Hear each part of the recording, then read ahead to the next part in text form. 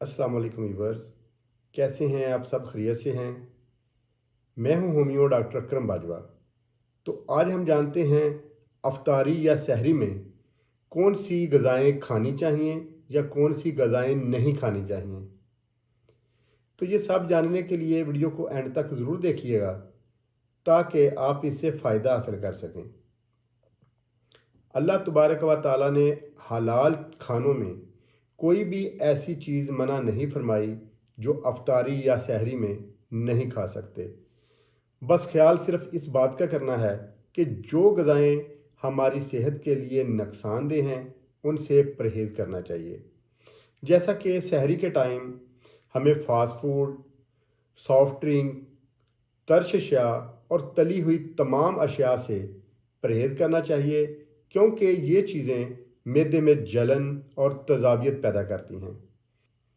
और जो चीज़ें मैदे में ठंडक और सुकून बख्शती हैं उन चीज़ों का इस्तेमाल करना चाहिए, जैसा कि चाटी की बनी हुई लस्सी, मिट्टी के बर्तन में जमा हुआ दही और खुश्क रोटी के ऊपर मक्खन, फ्रेश जूसेस और फ्रूट्स।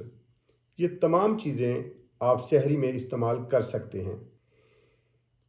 और इसी तरह अफ्तारी में भी सॉफ्ट ड्रिंक, फास्ट फूड, तरश अशिया और तली हुई तमाम अशिया से परहेज़ करें। बिरयानी और चटपटी तली चीज़ें ना खाएं।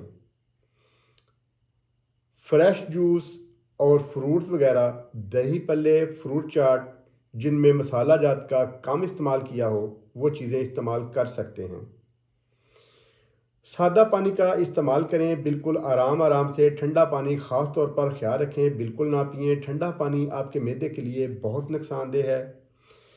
और अगर मीठा पानी पीने को जी चाहे तो इसमें बादाम की सरदाई और गुड़ शामिल कर सकते हैं। तो दुआओं में मुझे याद रखिएगा। बहुत शुक्रिया।